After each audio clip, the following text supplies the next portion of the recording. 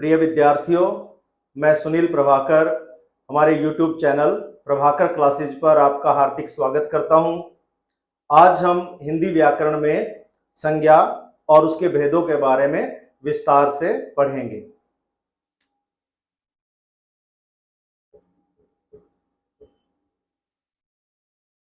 संज्ञा संज्ञा जो शब्द है, इसका शाब्दिक अर्थ क्या है? शाब्दिक अर्थ का मतलब है इस शब्द का क्या अर्थ है, वो है नाम। संज्ञा का अर्थ होता है नाम, यानी नाम का मतलब है कि संसार की जितनी भी वस्तुएं हैं, जितने भी व्यक्ति हैं, जितने भी स्थान, प्राणी, भाव हैं, उनके हमने कुछ न कुछ नाम दिए हुए हैं। ठीक है, और उन नामों को ही संज्ञा कहा जाता है। जैसे मेज, कुर्सी, आपकी कक्षा का ब्लैक बोर्ड, आपका पेन, आपकी पुस्तक, आपका बैग, स्कूल, आपका घर, दरवाजा, बाल्टी, खिलौने। ठीक है, कोई भी गांव है, शहर है, नदी है, सब के सब संज्ञा है। यानी आप एक बात ध्यान रखें कि आपको अपने आसपास, अपने परिवेश में जितनी भी वस्तुएं, जितने भी व्यक्ति, स्थान या प्राणी दिखाई देते हैं या भाव दिखाई देते हैं, वो सारे के सारे संज्ञा के अंतर्गत आते हैं। तो संज्ञा की परिभाषा के रूप में हम ये कहेंगे कि किसी व्यक्ति, वस्तु, स्थान, प्राणी या भाव का बोध कराने वाले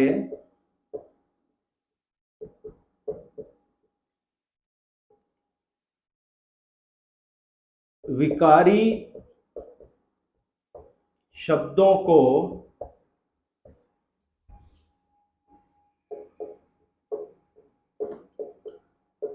संज्ञा कहते हैं।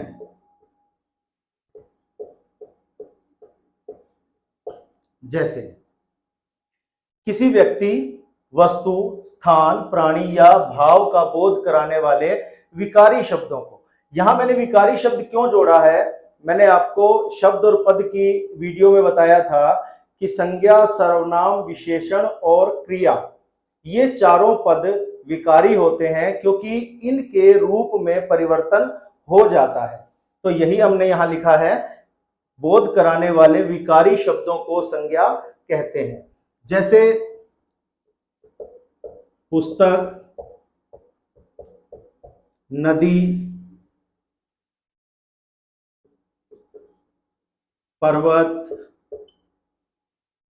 मेज, राम, हिमालय, बचपन, बुढ़ापा, सच्चाई आदि। अनेकानेक उदाहरण हैं संज्ञा के, क्योंकि जब आपको बताया है कि संसार की कोई भी वस्तु, व्यक्ति, स्थान, प्राणी या भाव संज्ञा के अंतर्गत आता है, तो आप इसमें उदाहरण में कुछ भी लिख सकते हैं। ठीक है, अब हम इसके बाद देखते हैं कि संज्ञा के भेद कितने होते हैं और कौन कौन से होते हैं। बच्चों, संज्ञा के 3 भेद होते हैं। संज्ञा के भेद ये हैं 3। नंबर 1, व्यक्तिवाचक संज्ञा। नंबर 2, जातिवाचक संज्ञा। और नंबर 3, भाववाचक संज्ञा। अब हम एक एक करके इनको समझते हैं। पहला व्यक्तिवाचक संज्ञा। अगर मैं व्यक्तिवाचक के साथ साथ आपको जातिवाचक भी सिखा दूं तो वो ज्यादा बेहतर रहेगा। हम यहां साथ में जातिवाचक संज्ञा भी लिख लेते हैं।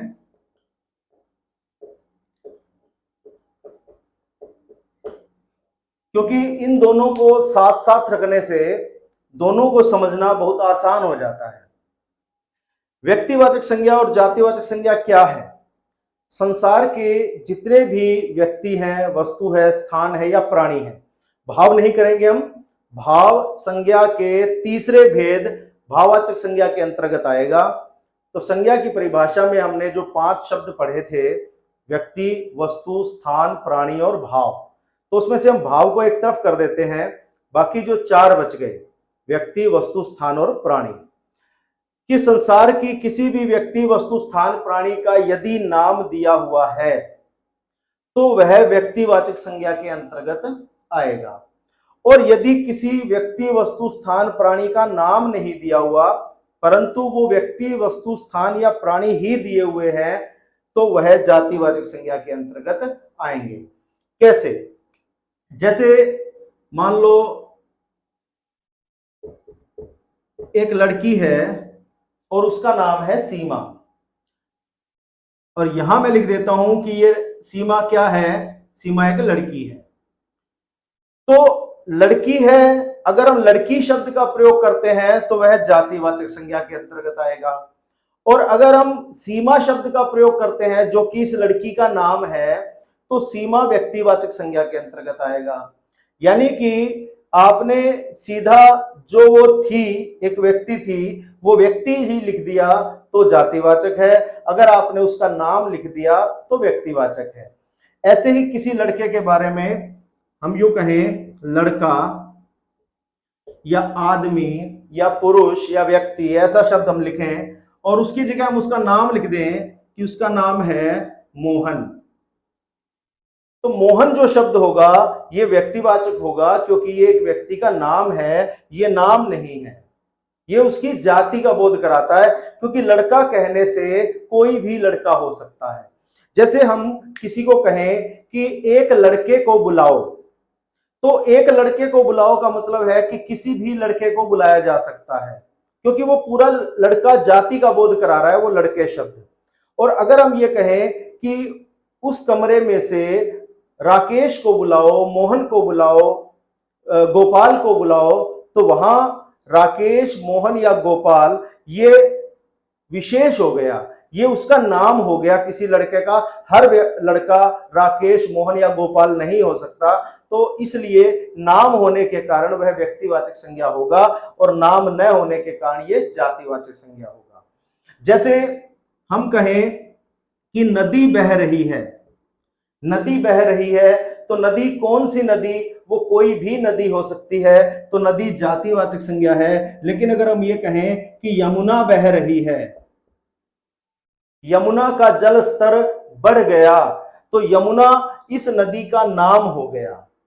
तो किसी का भी नाम हो, चाहे वो किसी व्यक्ति का है या किसी नदी का है, किसी पर्वत का नाम है या किसी समाचार पत्र का नाम है, जैसे दैनिक भास्कर, दैनिक जागरण, अमर उजाला, पंजाब केसरी, या इंग्लिश में द ट्रिब्यून हो गया या हिंदुस्तान टाइम्स हो गया। चाहे कोई नाम है, चाहे वो किसी का ही हो, तो वो व्यक्तिवाचक संज्ञा में आएगा। और जैसे अगर हमने लिख दिया समाचार पत्र, समाचार पत्र, तो ये जो समाचार पत्र शब्द है ये जातिवाचक संज्ञा होगा। और अगर इसकी जगह हमने लिख दिया दैनिक भास्कर, तो दैनिक भास्कर शब्द, क्योंकि ये एक समाचार पत्र का नाम है इसलिए ये व्यक्तिवाचक संज्ञा होगा। मैं ये कहूं कि मैंने आज का अखबार पढ़ा, मैंने आज का समाचार पत्र पढ़ा, तो वो कौन सा समाचार पत्र? कोई भी हो सकता है। तो जो चीज कोई भी हो सकती है, जो कॉमन है, तो उसको हम जातिवाचक संज्ञा के अंतर्गत रखेंगे। लेकिन जो कॉमन नहीं है, हमने उसको एक नाम में बांध दिया है, तो ऐसे शब्द को हम व्यक्तिवाचक संज्ञा कहेंगे। जैसे मैं यूं कहूं कि पिताजी रेलगाड़ी से दिल्ली गए हैं, तो रेलगाड़ी कोई भी हो सकती है, अनेक प्रकार की, अनेक नामों की रेलगाड़ियां हैं, तो रेलगाड़ी कोई भी हो सकती है, ये जातिवाचक संज्ञा है। और अगर मैं ये कहूं कि पिताजी किसान एक्सप्रेस से, किसान एक्सप्रेस से दिल्ली गए हैं, तो ये जो किसान एक्सप्रेस है ये एक ट्रेन का नाम है, ये एक रेलगाड़ी का नाम है, इसलिए ये व्यक्तिवाचक संज्ञा के अंतर्गत आएगा और ये शब्द जातिवाचक संज्ञा के अंतर्गत आएगा। अगर मैं कहूं कि पर्वत और मैं यहां कहूं हिमालय, हालांकि हिमालय कोई एक पर्वत नहीं है, हिमालय पर्वतों की एक श्रृंखला है, द हिमालयाज ऐसे लिखा जाता है, हिमालय नहीं लिखा जाता। तो हिमालय हम एक पर्वत के रूप में मान लेते हैं। तो पर्वत जो शब्द है, पर्वत कोई भी पर्वत हो सकता है कि वह पर्वत की चोटी पर चढ़ा, तो बताओ कौन से पर्वत की चोटी पर, नहीं बता सकते हम, क्योंकि पर्वत लिखा हुआ है और पर्वत किसी का नाम नहीं है। पर्वत पर्वतों की पूरी जाति का बोध कराता है, कोई भी पर्वत हो सकता है, तो इसलिए ये जातिवाचक संज्ञा के अंतर्गत आएगा। और हिमालय कह दिया कि वह हिमालय की चोटी पर पहुंच गया, वह हिमालय की गुफाओं में तपस्या करता रहा, तो वहां जो हिमालय शब्द होगा वो व्यक्तिवाचक संज्ञा होगा, जातिवाचक संज्ञा नहीं होगा। तो इसकी परिभाषा के रूप में हम ये कह सकते हैं कि व्यक्तिवाचक संज्ञा क्या है कि जो संज्ञा शब्द किसी व्यक्ति, वस्तु, स्थान या प्राणी के नाम का बोध कराते हैं उन्हें व्यक्तिवाचक संज्ञा कहते हैं। और जातिवाचक संज्ञा में हम ये कहेंगे कि जो संज्ञा शब्द किसी व्यक्ति, वस्तु, स्थान, प्राणी की पूरी जाति का बोध कराते हैं उन्हें जातिवाचक संज्ञा कहते हैं। मुझे उम्मीद है कि ये आपको समझ में आया होगा।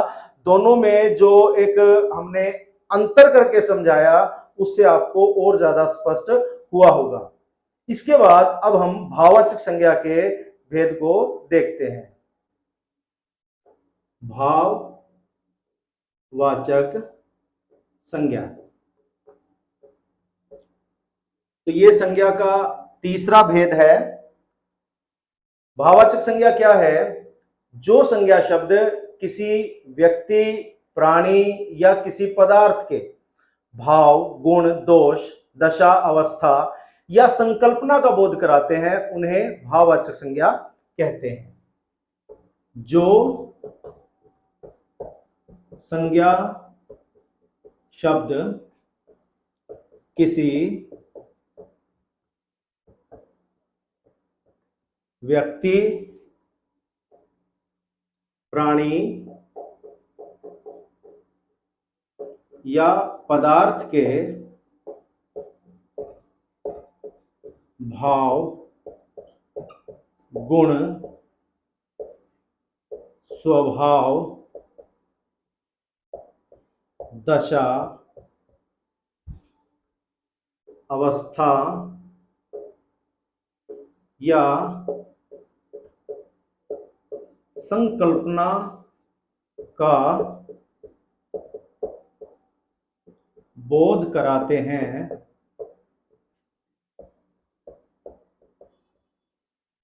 उन्हें भाववाचक संज्ञा कहा जाता है। जैसे बचपन, बुढ़ापा,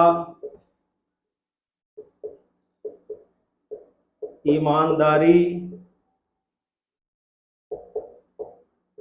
बेईमानी,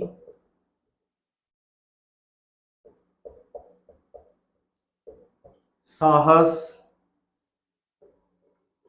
सत्य, प्रेम, त्याग, घृणा, क्रोध, अच्छाई, बुराई,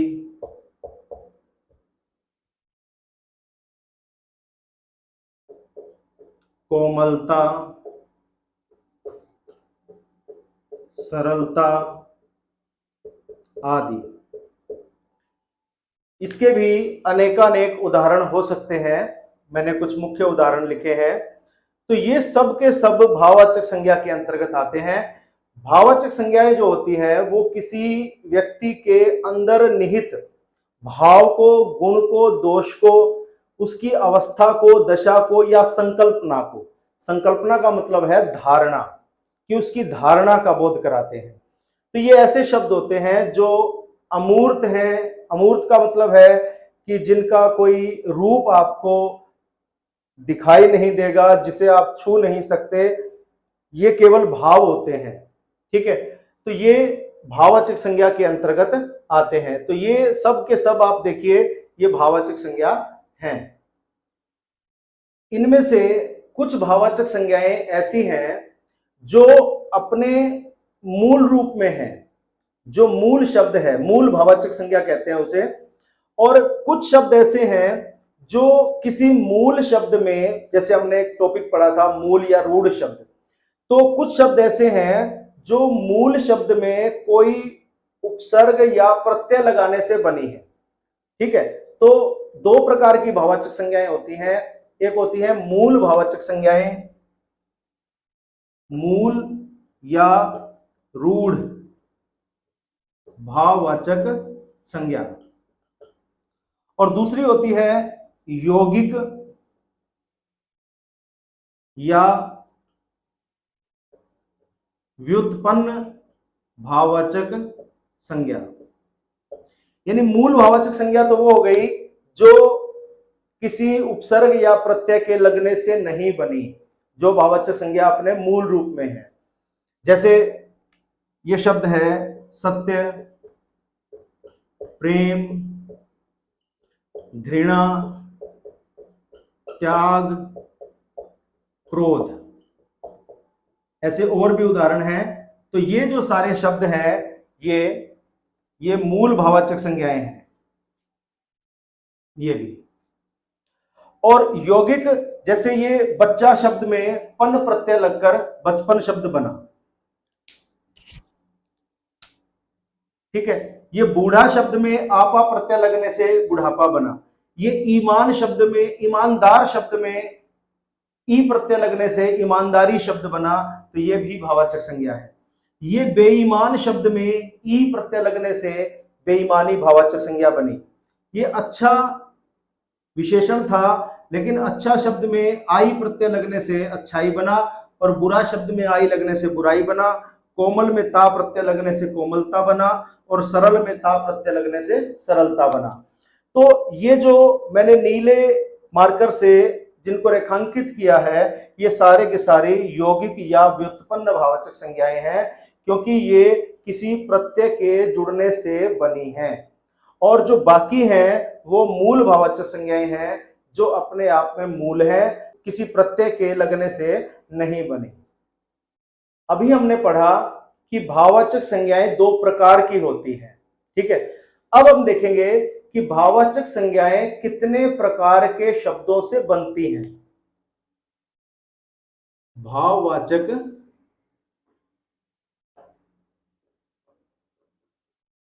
संज्ञाओं का निर्माण या भाववाचक संज्ञाओं की रचना, इस तरह से हम कह सकते हैं। भाववाचक संज्ञाएं जो मूल होती है वे तो मूल है ही, बात उनकी हो रही है जो यौगिक है या व्युत्पन्न है, जो प्रत्यय लगकर बनती हैं, वो कितने प्रकार के शब्दों से बनती हैं। तो वो बनती हैं 5 प्रकार के शब्दों से। नंबर 1 संज्ञा से, नंबर 2 सर्वनाम से, नंबर 3 विशेषण से, नंबर 4 क्रिया या हम कहेंगे धातु से, और नंबर 5 है अव्यय से। ठीक है, अब आप देखिए, जैसे एक शब्द है, अभी हमने पढ़ा था कि लड़का जो शब्द है ये जातिवाचक संज्ञा है, और लड़का, इससे जब हम इसमें पन प्रत्यय जोड़ते हैं तो ये बन जाता है लड़कपन। ये भाववाचक संज्ञा बनी है और ये मूल रूप में बनी किससे है? जातिवाचक संज्ञा, यानी एक संज्ञा शब्द में प्रत्यय लगने से ये भाववाचक संज्ञा बनी है। जैसे व्यक्ति शब्द है, ये भी जातिवाचक संज्ञा है। पशु शब्द है, ये भी जातिवाचक संज्ञा है। नारी शब्द है, ये भी जातिवाचक है। तो ये सब जातिवाचक संज्ञा शब्द हैं, बेसिकली संज्ञा शब्द हैं। और इनके साथ, जैसे व्यक्ति के साथ त्व लग गया, व्यक्तित्व बन गया। पशु के साथ ता लग गया या त्व लग गया। नारी के साथ त्व प्रत्यय लग गया तो व्यक्ति से व्यक्तित्व बना। पशु से पशुता या पशुत्व बना। नारी से नारित्व बना। तो व्यक्तित्व, पशुत्व, पशुता, नारित्व, ये जो भाववाचक संज्ञाएं बनी है, ये संज्ञा शब्दों से ही बनी है। दूसरा सर्वनाम शब्दों से, जैसे अपना शब्द है। अपना शब्द निजवाचक सर्वनाम होता है और अपना शब्द में जब पन प्रत्यय जुड़ता है तो ये बन जाता है अपनापन, ये भाववाचक संज्ञा है। और इसी अपना शब्द में जब त्व प्रत्यय जुड़ता है तो ये बन जाता है अपनत्व, यहां आ की मात्रा का लोप हो जाता है। तो अपनत्व, ये दोनों भाववाचक संज्ञाएं हैं। ये बनी किससे हैं? ये अपना शब्द से बनी है और अपना शब्द क्या है? सर्वनाम है। तो ये जो भाववाचक संज्ञाएं हैं, ये सर्वनाम शब्दों से बनी है। जैसे अहम शब्द है, अहम, अहम का मतलब होता है मैं, एक सर्वनाम है। अहम शब्द में जब कार प्रत्यय जुड़ता है तो ये शब्द बनता है अहंकार, संधि हो जाती है, जो म है वो अनुस्वार रूप में आ जाता है। तो ये जो अहंकार है, ये भाववाचक संज्ञा है और ये अहम जो कि सर्वनाम है, इससे बना है। तो हम ये कहेंगे ये भाववाचक संज्ञा सर्वनाम से बनी हुई है। विशेषण से, जैसे वीर शब्द है, विशेषण है, इसमें ता जुड़ गया, वीरता बन गया। तो ये जो भाववाचक संज्ञा है, ये विशेषण से बनी है। अच्छा शब्द है, इसमें आई प्रत्यय जुड़ गया तो ये बन गया अच्छाई।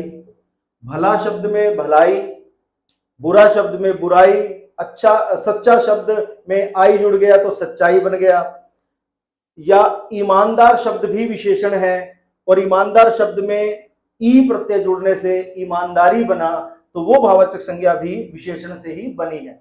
बेईमान शब्द है, ये भी विशेषण है और इसमें ई प्रत्यय जुड़ गया तो बेईमानी शब्द बन गया, ये भी विशेषण से बनी भाववाचक संज्ञा है। क्रिया या धातु से, जैसे ये है टकराना, एक क्रिया है, ठीक है। और टकराना क्रिया में धातु क्या है? क्रिया में से ना हटा देते हैं तो वो धातु बच जाती है, तो इसमें टकरा धातु है, ठीक है। टकरा धातु में आहट प्रत्यय जुड़ गया तो ये बन गया टकराहट, ठीक है।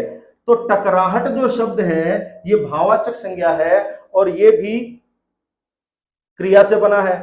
अभी इसी टकरा शब्द में अगर हम आओ प्रत्यय जोड़ देते हैं तो बन जाता है टकराव, कि बस और कार का टकराव हो गया, ठीक है। तो ये जो टकराव है, ये भाववाचक संज्ञा है और ये इस धातु से बनी है। जैसे सजाना या सजना, ये दोनों क्रियाएं हैं, इनमें से ना हटा दिया तो सज धातु बच गई, यहां सजा धातु बच गई।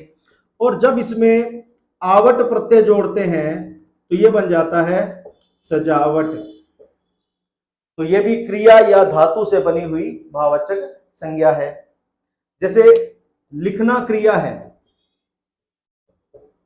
लिखना क्रिया, इसमें से ना हटा दिया, धातु बच गई। तो लिख में आई प्रत्यय जब जोड़ा तो ये बन गया लिखाई, कि उसकी लिखाई बहुत सुंदर है, हैंड राइटिंग।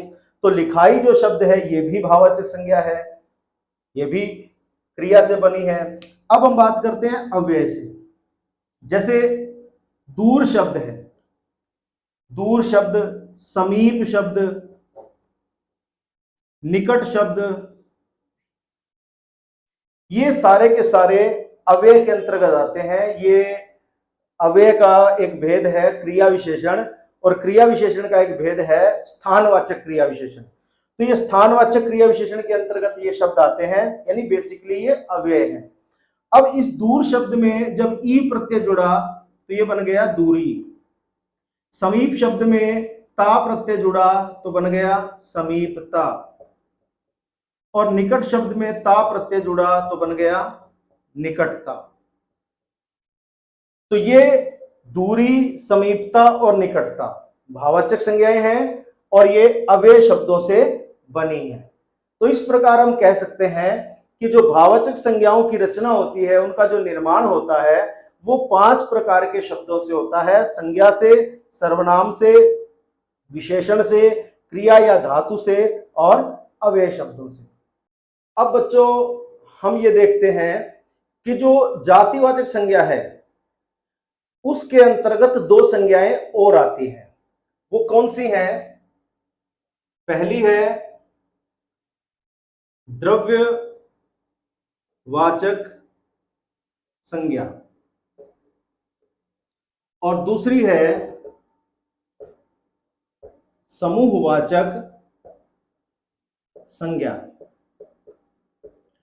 ये दोनों संज्ञा के अलग से भेद नहीं है, ये दोनों जातिवाचक संज्ञा के उपभेद हैं, यानी जातिवाचक संज्ञा के अंतर्गत ही आते हैं।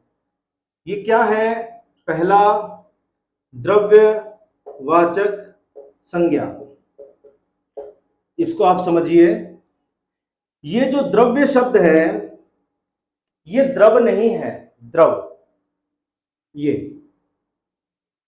ये द्रव होता है तरल पदार्थ जो केवल लिक्विड के लिए आता है।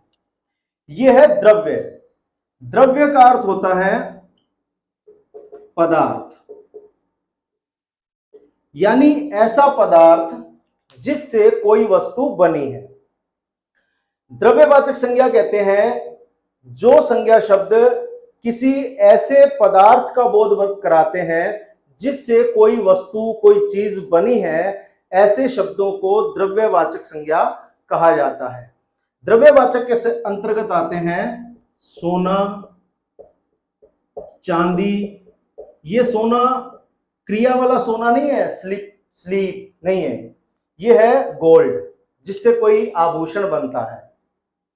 सोना, चांदी, तांबा, पारा, पीतल, कांसा, यानी जो कोई भी धातु है जिससे कोई वस्तु बनती है।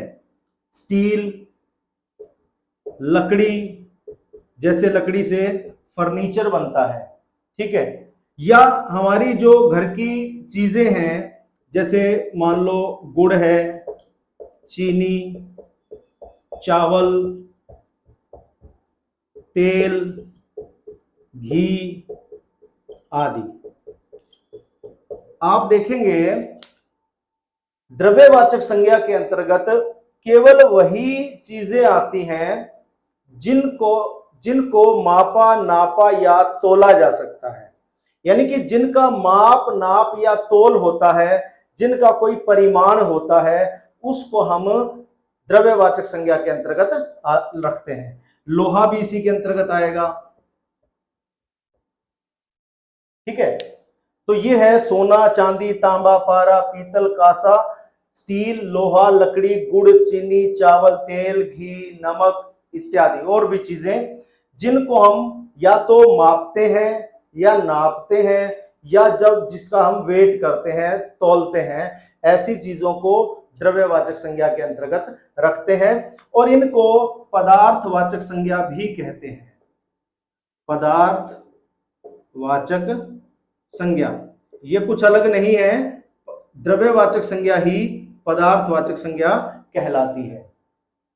दूसरा आप देखिए समूहवाचक संज्ञा।